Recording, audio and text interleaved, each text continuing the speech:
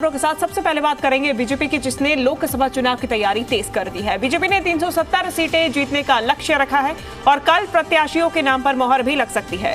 29 फरवरी यानी कि कल ही बीजेपी केंद्रीय चुनाव समिति की बैठक है। इस बैठक में ऐसे में संभावना है कि बीजेपी की पहली सूची 1 या 2 मार्च को आ सकती है।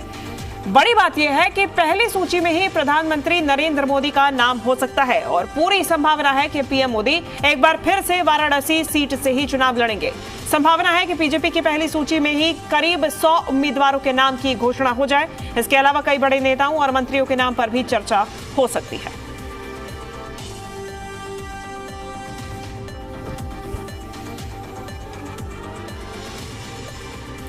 तो 1 या 2 मार्च को बीजेपी की पहली सूची जारी हो सकती है और देखिए जो नाम तय है, जैसे कि प्रधानमंत्री नरेंद्र मोदी का, संभावना है कि पहली ही सूची में इनके नाम जारी कर दिए जाएं और कौन सी सीट पर ये चुनाव लड़ने वाले हैं ये भी स्पष्ट कर दिया जाए।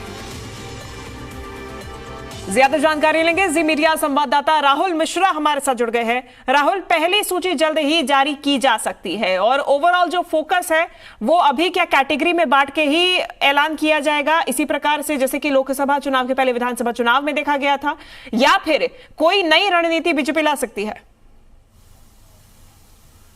नहीं, देखिए कोई नई रणनीति तो नहीं रहेगी, लेकिन पूरी तरीके से फोकस पहले बीजेपी का ये रहेगा कि जो हारी हुई सीटें थी उन पे खास तौर पे जरूर फोकस से यहाँ पर किया जा सकता है कि जो हारी हुई सीटें हैं उन सीटों पे कौन उम्मीदवार होगा उसको लेकर के यहाँ पर पूरी तरीके से चर्चा होगी। और कल जो बैठक होनी है, सीईसी की जो बैठक होनी है, एक और अपडेट आपको दे देता हूँ कि इसके पहले आज भी बैठकों का सिलसिला जारी है और ये 2024 के चुनाव के मद्देनजर ही, लोकसभा का जो चुनाव है उसके मद्देनजर ही लेकर के ये बैठकें हो रही हैं। अलग अलग स्टेट्स की ये बैठकें हैं जिनमें चाहे मध्य प्रदेश हो, चाहे अलग अलग तमाम जो राज्य हैं उनकी बैठकें आज सुबह से ही 10:30 बजे से चल रही है, जो लोकसभा चुनाव के मद्देनजर चल रही है। इनमें जो सीट्स हैं उन सीट्स को लेकर के यहाँ पर डिसाइड होगा। खास तौर पे फोकस हो रहेगा कि जो सीट्स पिछली बार के चुनाव में हारी हुई सीटें थी उन सीटों को किस तरीके से जीता जाए, उन सीटों पे कौन सा दावेदार उम्मीदवार, जो दमदार उम्मीदवार है, उसको वहां पर उतारा जाए,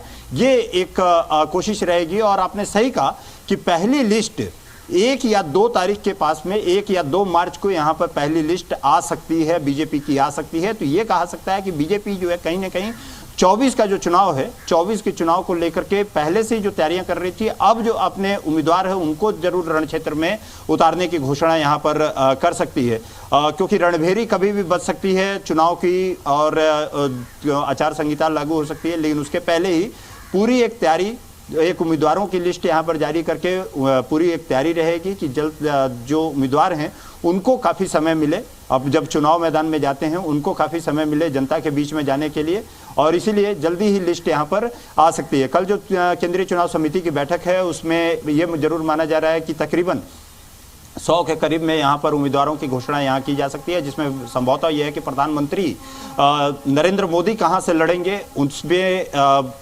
जरूर पर्दा उड़ जाएगा कि वो आखिर में किस जगह से इस बार चुनाव मैदान में जा रहे हैं। और इन सभी चीज़ों को लेकर के ही कल केंद्रीय चुनाव समिति की बैठक है। उसके पहले आज भी एक बैठक बीजेपी ऑफिस में चल रही है, जो कि बीजेपी के पार्टी अध्यक्ष जेपी नड्डा के द्वारा लिया जा रहा है।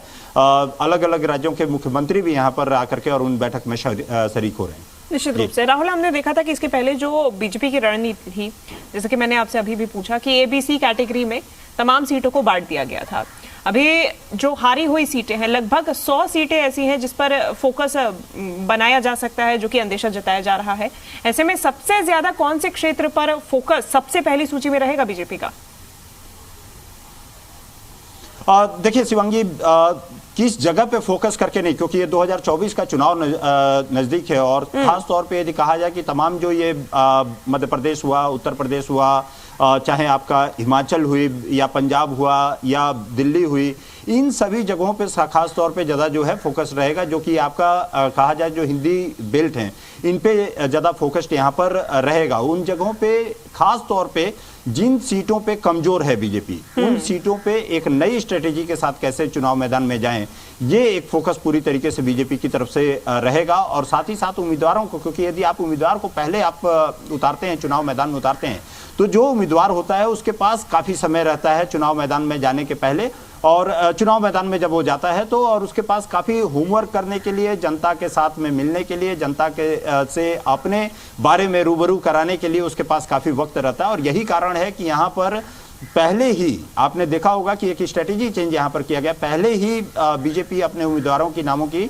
घोषणा कर देती है और उसके बाद उम्मीदवार जो है अपने चुनाव मैदान में जाते हैं। और यही कारण है कि जो हारी हुई सीट है उस पर खास तौर पे यहाँ पर जरूर फोकस यहाँ रखा गया है, उसको किस तरीके से जीता जाए। और जो लक्ष्य यहाँ पे रखा गया है 370 के पार 400 के पास में पूरे के पूरे इंडिया अलायंस का, उसको लेकर के भी ये काफ़ी ज़्यादा महत्वपूर्ण रहता है, क्योंकि इसमें अलायंस भी है। अलायंस में भी पार्टनर को कहाँ पे देना है, किन जगहों पे उनको कौन सी सीट देनी है, इन सभी चीज़ों पर भी खास तौर पे फोकस्ड यहाँ पर रहेगा। स्ट्रैटेजी क्या रहेगी ये भी एक काफ़ी ज़्यादा महत्वपूर्ण रहेगी। और यही कारण है क्योंकि ये माना जा रहा है कि मार्च में आचार संहिता लागू हो सकता है।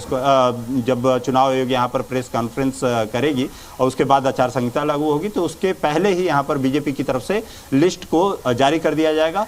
रण क्षेत्र में जाने के लिए जो योद्धा हैं वो कहीं ना कहीं से कहा सकता है शिवांगी कि यहाँ पर तैयार जरूर रहेंगे और उनके तर्कस में कितने तीर रहेंगे वो सारे के सारे जो है यहाँ पर बीजेपी के केंद्रीय नेतृत्व के द्वारा दिया जाएगा कि वो जाकर के और जो विपक्ष है उनको वहां पर भेद करके और धाराशाही कर दें। निश्चित रूप से। राहुल, फिलहाल धन्यवाद आपका तमाम जानकारी हम तक पहुंचाने के लिए।